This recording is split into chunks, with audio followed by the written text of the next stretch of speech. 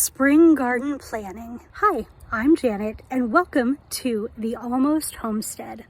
Today I'm looking at the garden that I have and I'm planning what I want to do with it this year. What I struggled with last year, what I want to change for this year, and I think I'm going to go ahead and get started getting some of the areas ready to plant. It's nice and warm out. This probably won't last, so I figure I better do what I can while I've got the chance. So let's take a little tour. So first, let's talk about this area. Now, every year since I've moved here, I have tried to plant sweet peas.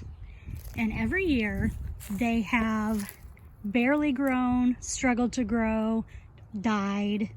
I think one managed to produce one flower before it died. So yeah, that's not ideal. And I've also got big patches of grass in here. So I think one of the projects I need to look at is getting the weeds out of this and figuring out, what do I want to plant? Do I want to try sweet peas again? Do I want to plant climbing beans maybe? Because this is a great area to plant pole beans and they get little white flowers, so they're pretty. I'll have to think about that. Now, let's talk about this area. I have the hardest time of any part of my garden in this part. The ground is very, very hard. It's not as well broken up as the rest, and I don't really know why, because I plowed them all the same year. But to try and counteract that, I put a ton of leaf mulch on. I've made a little compost pile. Got all these limbs sitting here and sticks that need to be burned. Might do that today. It's a little windy, maybe not. But those are the things I'm doing to try and get this area a little more workable, hoping that all of the leaf mulch and stuff will encourage wormies. And then I think this year I'm gonna try and plant different growing things that are tall or that grow on the fence line around all of it, to give it a little bit of a break from the sun, so that the sun is not quite as relentlessly pounding down.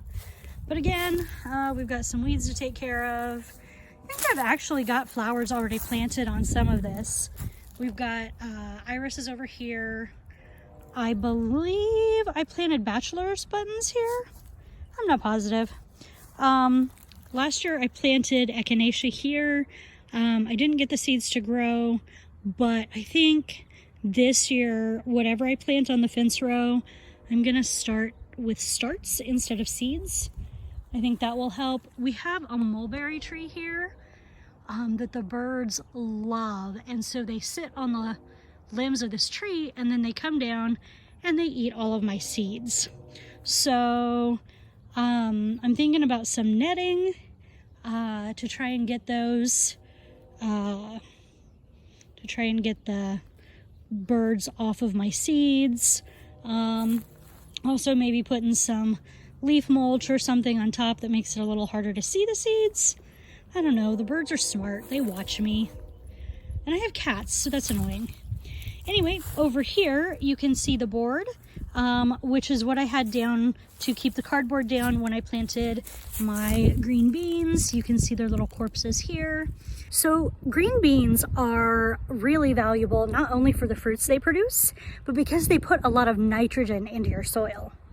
And there are other types of plants, brassicas especially, which is your broccoli, your Brussels sprouts, your cabbage, ones like that. They eat a lot of nitrogen. So I think I'm going to take this area where I had the beans last year. I'm going to plant my brassicas there, or at least some of them, and then I'm going to plant green beans on either side.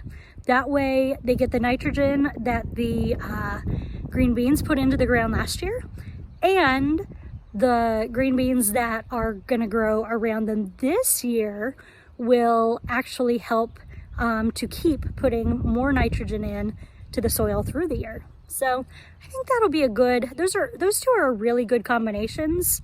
If you do it right, you can even get some of your climbing beans to grow up your Brussels sprouts. But we didn't go quite that far last year. And as you can see, we've still got some of the cardboard down from last year to lower the weed population. This area, the first year that we were here, I had a lot of trouble with the weeds. So I'm hoping that will take that down a little bit. Over here, I don't know that I'm gonna do a ton different than last year. I'll do marigolds on the outer edge of the garden to keep away slugs, and they're supposed to keep away moles, which would be valuable. I always have a lot of trouble with those. Here I had my squash last year, calendula, and my radishes. I definitely will be planting those together again. The calendula grew really well. The zucchini grew really well. The radishes were supposed to keep the pests off of something. I don't know, but they grew really well. The only issue I had was with squash borers. Had a lot of issues with those. So I'm thinking I'm gonna try diatomaceous earth, putting it into the ground kind of around the zucchini. And I'm also going, instead of planting them from seeds, I think I'm gonna try and grow them inside so that they get a little taller, a little longer stalks. And then you can put the tinfoil around the stalks when you plant them, and that's supposed to keep the squash borers off. But when you plant them from seeds, you can't do that because the stalks aren't long enough. And sometimes you get squash borers before you actually get the squash big enough to put the tinfoil around. So I think we'll start those inside this year. So over here, I had, you can see the corpses of my marigolds from last year. I'm definitely, like I said, I'm doing that again. I don't like marigolds. I actually kind of hate them. But you know what? They'll work. Here, my husband tried a little system last year to help like funnel more of the rainwater down. I don't know that we found if it did or didn't work. I need to cut those down. These are Brussels from last year that didn't grow fast enough. Actually, you know what? They were volunteers. They grew from my first year of gardening, and they just grew from the remnants. So I thought they were supposed to flower this year. They did not flower and produce seeds. I'm just gonna cut them down. What else? So over here I had my patches of calendula. I had some chamomile that was growing here. Probably gonna leave everything here as it was. My sage, happily living his best life. Giant freaking thing of grass that I need to deal with. Some sort of green. I don't remember what they are. I don't know if they're still good. Let me taste a green.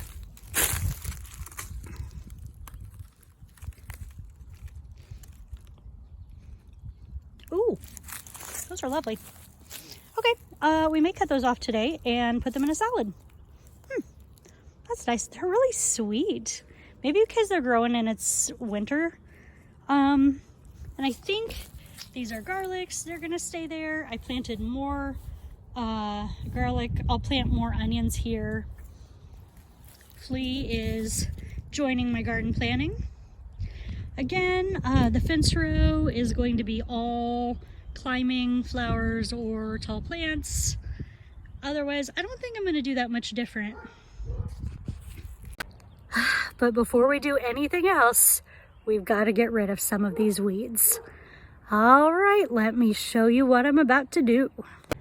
All right, I'm gonna start here, and I am going to get my tools and my hoe, and I am going to clear out all of the grass and the brush around this fence. Wish me luck.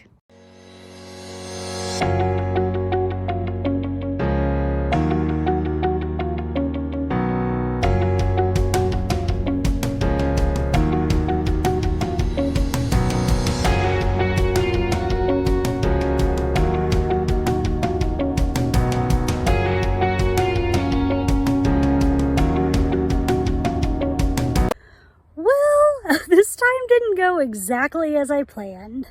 Let me show you what I got done.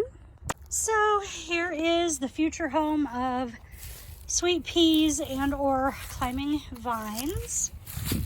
I was able to get out the big clumps of monstery grass, but that led to the ivies. See how there's no ivy there where there was. It used to look all like that. Yeah. So the ivy's over here. Let's go to the other side and get a better look. So all of this is also cleared. No more vinies here. Even got the vines out of this section. Well, most of them. I think there's one there that I didn't put on the pile. And there's some here that I think I still need to eliminate. But I got the bulk. And let's toss those on the pile. And there we go. Here's our pile. Oh, ivy. So what am I gonna do with that? Well, you see, I have a little area of sticks that need to be burned. I think I'm gonna burn them with fire. What a satisfying thought. So it may be too dark for me to really film well by the time I can come out here, light the fire, get it going, burn the ivy. After dinner, when I can actually sit out here and be with the fire, because safety. So I thought I would record with it right here so that you can picture it burning, picture the ivy having its last moments, and feel emotional satisfaction. As always, don't forget to like this video, subscribe to my channel, and eat something wild, but maybe not an invasive ivy. I don't think they'd taste good. What do I do with invasive ivy? What a glorious sight. What a glorious sound. Lovely.